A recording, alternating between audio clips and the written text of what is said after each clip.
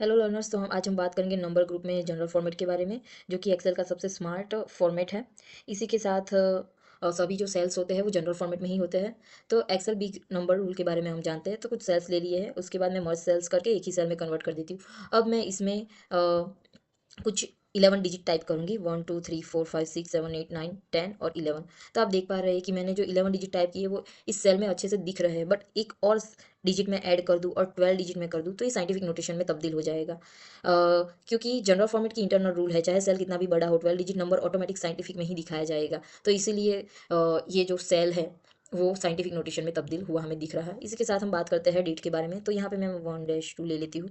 तो ये देखिए, ये हो गया। जो सेल था वो उसने ऑटोमेटिकली ऑटो डिटेक्ट करके इसको मंथ और डेट में कन्वर्ट कर दिया। इसी के साथ हमें 3/5 लेंगे तो भी इसको ऑटो डिटेक्ट करके ये डेट में चेंज हो जाएगा। इसी के साथ हम बात करते हैं लीडिंग जीरो के बारे में। तो लीडिंग जीरो में हम कुछ नंबर्स ले लेते हैं, जैसे कि 0 1 2 3।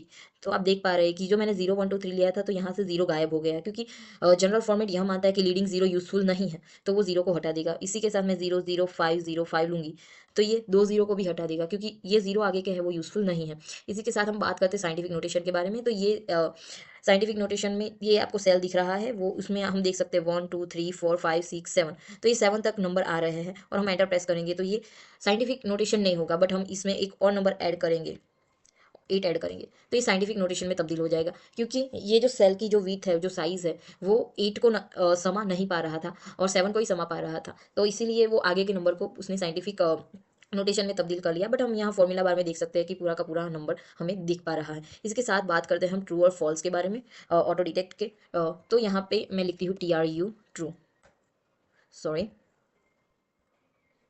यहाँ पे मैं लिखती हूँ ट्रू।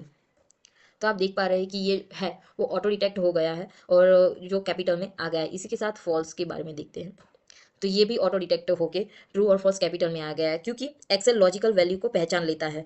इसी के साथ हम बात करेंगे लॉन्ग डेसिमल ऑटो शॉर्टन के बारे में। तो लॉन्ग डेसिमल ऑटो शॉर्टन में अगर हम कोई नंबर ले और उसको हम राउंडेड फिगर में कन्वर्ट करना चाहते हैं तो ये इसमें काम आता है। जैसे कि 29999 हमने लिया और एंटर प्रेस करेंगे तो ये 3 में कन्वर्ट हो गया। इसी के साथ हम बात करेंगे 0.1999999 के बारे में। तो ये ऑटोमेटिकली 0.2 में कन्वर्ट हो जाएगा। ऐसे ही लॉन्ग डेसिमल ऑटो शॉर्टन में होता है। और इसमें लिखा हुआ नंबर्स, डेट, टाइम, फ्रैक्शन या टेक्स्ट एक्सेल खुद पहचान कर सही तरीके से दिखाता है। बड़ी वैल्यूज को साइंटिफिक नोटेशन में बदलकर कॉम्पैक्ट करता है और फॉर्मूला हमेशा स्मूथ चलते हैं। तो general format mostly beginners ignore करते हैं, लेकिन डेटा समझने में सबसे ज़्यादा काम आता है यही फॉर्मेट।